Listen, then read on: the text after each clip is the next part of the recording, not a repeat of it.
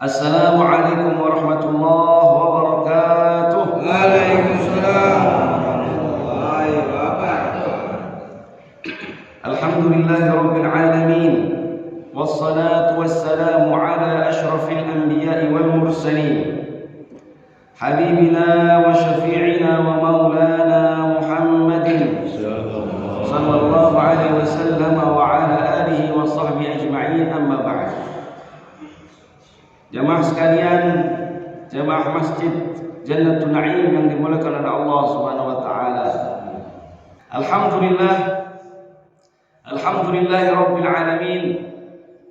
Allah Subhanahu wa taala telah memberikan kita nikmat yang tiada tara, tiada terhingga. Allah berikan kita nikmat iman, nikmat Islam, dan nikmat hidup, sehingga kita hidup. Masih Allah berikan kesempatan untuk menghirup udara segar di pagi yang penuh barakah ini, di pagi yang penuh dengan kemuliaan ini. Semoga Allah Subhanahu wa taala mencatat kita sebagai orang-orang yang mulia. Amin ya rabbal alamin. Ibadallah, jamaah sekalian yang dimuliakan Allah Subhanahu wa taala, kita memasuki bulan Dzulqa'dah.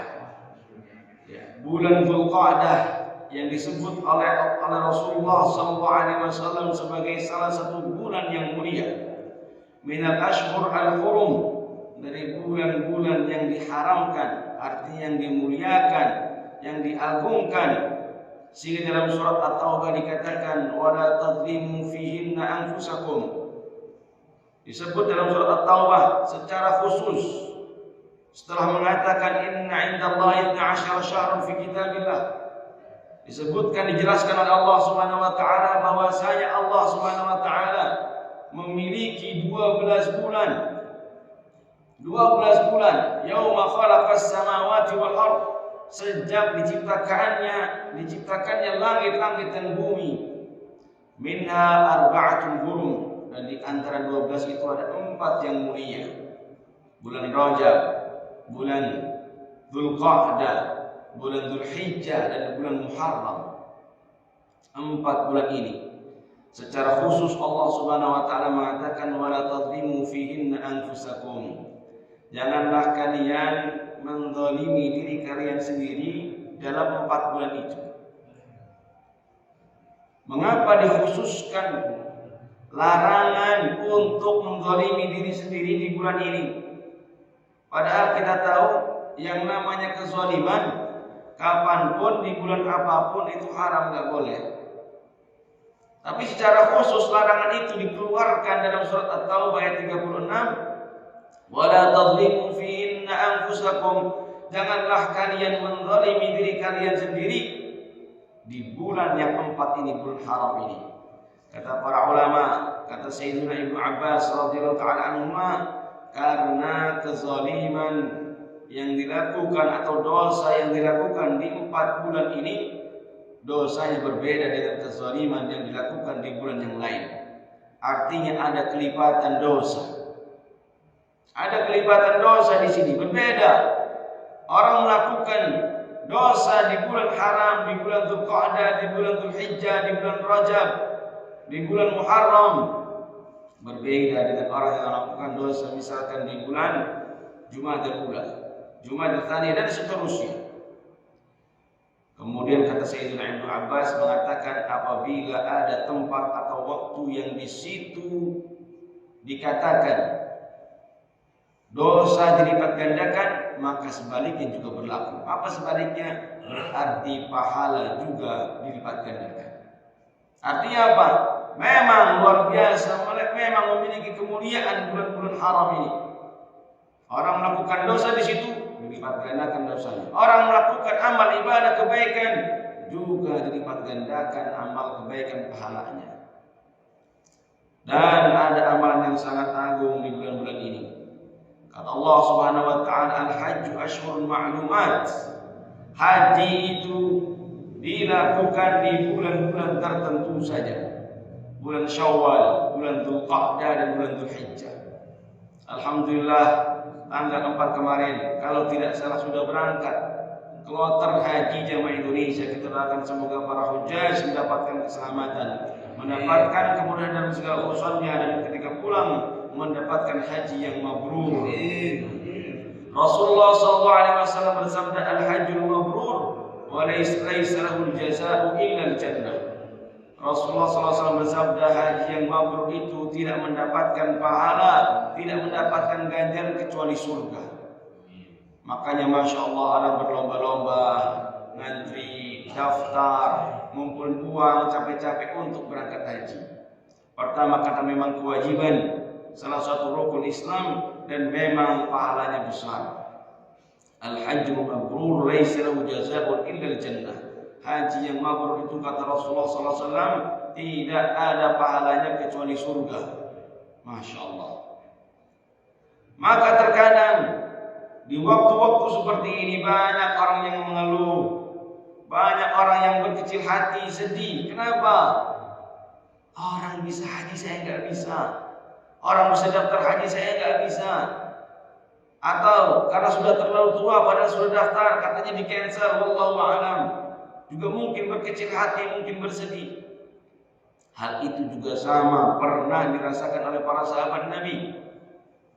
Para sahabat Nabi dari kalangan fuqara, masakin, orang-orang fakir, orang-orang miskin datang bertemu dengan Rasulullah SAW, menyampaikan keluh kesah mereka. Ya Rasulullah, dhahaba ahlud duthuri minal amwal bidarajatil ula wan na'imil muqim.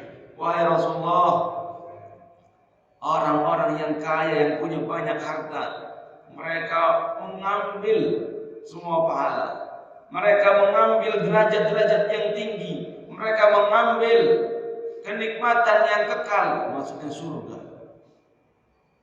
Sementara kata mereka, wahum yusalluna kama nusalli, wahum yasumuna kama nusum. Sementara mereka sholat sama seperti kita sholat, mereka juga puasa sama seperti kita puasa. Seakan-akan mereka mengatakan, terus apa kelebihan kita? Sholatnya sama, puasanya sama, tapi mereka punya harta, punya kelebihan harta. Walahum fadlun minal amwal yahujjuna biha. Tapi mereka punya kelebihan harta. Mereka bisa haji dengan harta itu. Mereka bisa umrah dengan harta itu. Mereka bisa berjihad dengan harta itu. Mereka bisa bersedekah dengan harta itu. Masya Allah. Ini sahabat Nabi. Kalau kalangan para sahabat Nabi, tabi'in itu dalam pikiran mereka, fokus mereka itu akhirat. Ada orang yang lebih soleh daripada mereka, mereka iri. Ada orang yang lebih banyak amalnya daripada mereka, mereka iri. Itu kelasnya sahabat Nabi, kelasnya tabi'in. Kalau kita pengen kelasnya seperti mereka, ya kita hendaknya begitu. Jangan cuma iri kalau ada tetangga beli mobil baru. Jangan cuma iri kalau ada tetangga pergi jalan-jalan ke Singapura, pergi ke Malaysia, dan seterusnya. Kita iri. Nah itu enggak. Kalau sahabat Nabi enggak begitu modelnya. Sahabat Nabi itu irinya urusan apa? Urusan akhirat. Ada orang lebih banyak amalnya baru mereka iri. Maka mereka mengeluh kepada Rasulullah, ya Rasulullah, mereka mengambil derajat yang tinggi, mereka mendapatkan derajat tertinggi, mereka mendapatkan surga. Mereka juga rajin sholatnya sama kayak kita, puasanya juga rajin sama kayak kita, tapi mereka punya harta lebih. Haji pakai harta itu, jihad pakai harta, umrah pakai harta itu. Rasulullah SAW bersabda, al-umratu ila al-umrati kafaratun lima bainahuma. Kata Rasulullah SAW, antara satu umrah dengan umrah yang lainnya itu kafarah, penggugur dosa. Jadi umrah itu penggugur dosa. Al-umratu ila al-umrah kafaratu lima bainahuma. Tambah sedih lagi orang miskin, enggak bisa haji, enggak bisa umrah. Tambah sedih lagi. Apa kata Rasulullah SAW? Ala uhaddithukum, wahai para sahabatku, maukah kalian aku beritahu? Ala uhaddithukum in akhadtum adraktum man sabaqakum wa la yudrikkum ahadun ba'dakum. Maukah kalian aku beritahu?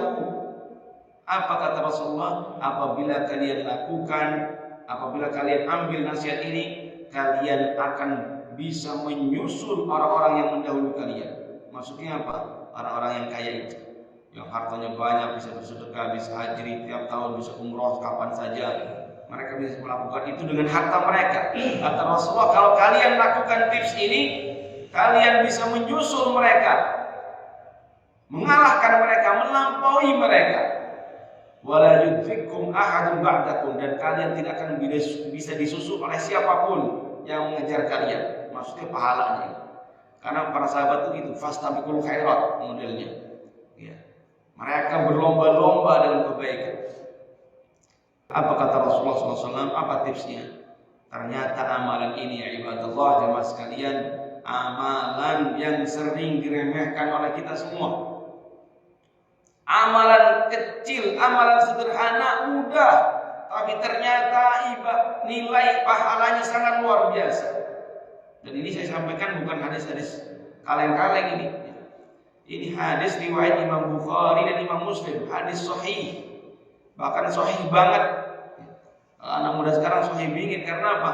Yang meriwayatkan dua Imam Bukhari dan Imam Muslim dalam kitab sahihnya. Apa kata Rasulullah tipsnya? Tusabbihun wa tahmadun wa tukabbirun khalfa kulli salatin 33. Ternyata amal ibadah yang dapat melampaui haji ini, amal ibadah yang setara dengan pahala haji, yaitu surga apa? Tusabbihun, membaca kalimat tasbih subhanallah, wa tahmadun, membaca tahmid alhamdulillah, wa tukabbirun, membaca takbir Allahu akbar. Kita sudah sering melakukan ini. Kapan? Khalfa kulli shalah. Kata Rasulullah, kalian tasbih, kalian bertahmid, kalian takbir khalfa kulli shalah, setiap setelah salat salasan wa salasin, 33 kali. Pahalanya sama dengan pahala haji. Nah, makanya kalau setelah ini habis sholat jangan langsung kabur, ciao. Ada yang langsung mojok ke belakang ngobrol, ada yang pura-pura mulas ke toilet, ada yang ke belakang langsung nyalain, langsung ngempus, langsung berasap di samping biasa. Lantas jalan, Allahumma lantas jalan. Nah, ternyata amalan yang kita remehkan ini nilainya sangat besar, luar biasa. Maka dalam hadis lain, kalau masalah riwayat Imam Tirmidzi, Rasulullah SAW bersabda, "Man qala subhanallah walhamdulillah, man qala subhanallah walhamdulillah wa Allahu akbar salasan wa salasin dubura kulli shalah." Barang siapa yang mengatakan subhanallah 33 kali, alhamdulillah 33 kali, Allahu akbar 33 kali setiap selesai salat, wa qala tamamal mi'ah, ini agak beda sedikit redaksinya, wa qala tamamal mi'ah, kemudian disempurnakan jadi 100, karena 33 tambah 33 tambah 33 99, dijangkapi dengan 100, wa qala tamamal mi'ah, la ilaha illallah wahdahu la syarika lahu, lahul mulku wa lahul hamdu yuhyi wa yumiitu wa huwa ala kulli syai'in qadir. Dilengkapi sampai 100, 33 dilengkapi jadi 100 dengan la ilaha illallah wahdahu la syarika lahu, dan seterusnya. Apa kata Rasulullah SAW? Banallahu lahu baitan fil jannah, Allah akan membangunkan untuknya rumah di surga.